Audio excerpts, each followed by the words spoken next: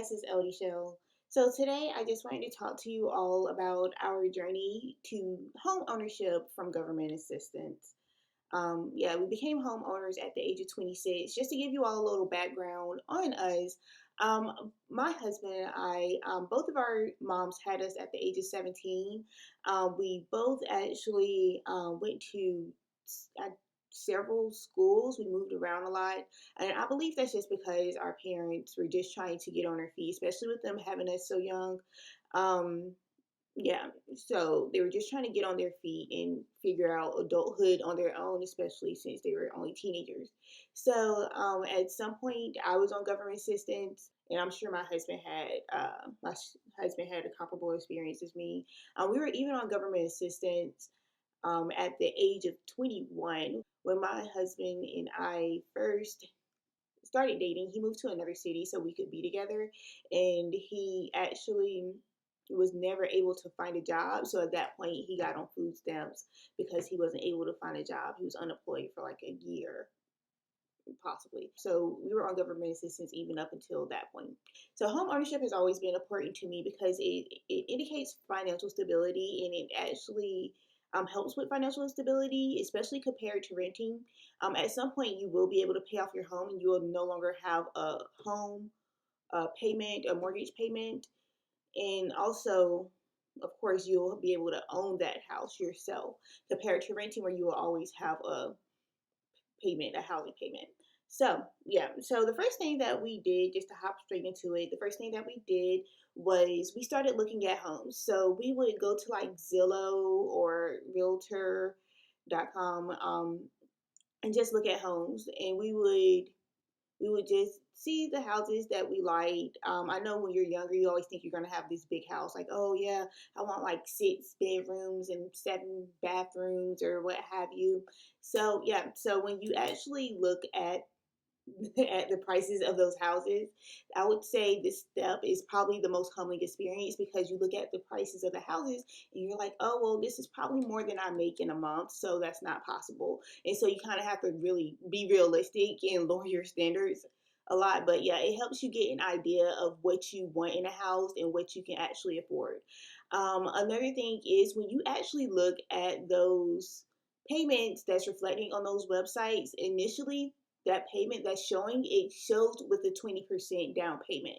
So if you're not going to have a 20% down payment onto the house, you would have to actually click onto the mortgage calculator itself and adjust it so it doesn't have a 20% down payment.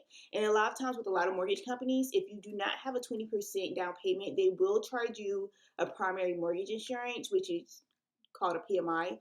They will charge you a PMI, and that's just pretty much the mortgage company taking an insurance out on you because you don't have money to put down. And at this point, you're becoming more of a risk to them. So they take out an insurance on you and they make you pay for it. So, yeah, so that would actually, of course, once you adjust the calculator without the 20% down payment, also with the PMI included, that will make your payments go up even more, your mortgage payments go up even more. So I would recommend just start looking, playing with the mortgage calculator, seeing what you can afford and what have you.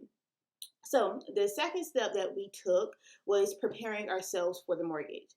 One thing that we did, we had to start saving money, and I do have videos on tips to start saving money. It was a big adjustment for us, but for one video, I did tips to start saving money, and I will put a note card to it up here.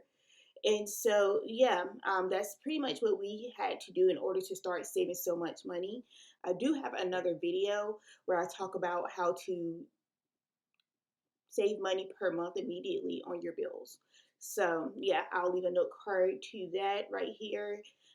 So, yeah, so you have to start saving money, and you want to start saving money just because even if you're going to do that 20% down payment, of course you have to have thousands of dollars to do that 20% down payment, especially if you don't have any money saved up. Saving money is essential. Even if you're not going to do the 20% down payment and you find you find a mortgage that don't require the 20% down payment, they're not going to charge you the PMI. You still have to, of course, pay for when you're initially getting the mortgage. You have to pay for like home inspection fees. Even if you're buying new furniture or if you're buying new appliances for the house, that's thousands of dollars right there. So you still have to save up for that. So that would be the second thing, the second step. Also, when I say prepare yourself for the mortgage, of course, they're going to check your credit. Start working on your credit. So if you have like any charged off items, like a credit card that you never paid or a personal loan that you never paid, especially within recent years, you would probably want to get that taken care of, um, since you're trying to apply for a mortgage at this point. So yeah, because I'm sure banks and financial institutions, they pretty much look at that like, hey, you can't even pay in $1,000 credit card, so why would I give you $150,000 for a mortgage? So yeah, so that's something that you want to start doing, when you're looking for a mortgage. The third step would actually be start looking for a mortgage. And I would recommend that you actually start step three a little after you start step two. And that way, when you're looking for a mortgage, you just have an idea of how much money you need to save. You can find mortgage companies that don't charge you a PMI, but probably the interest rate will be higher because you're more of a risk at this point, of course, since you don't have the 20% down payment.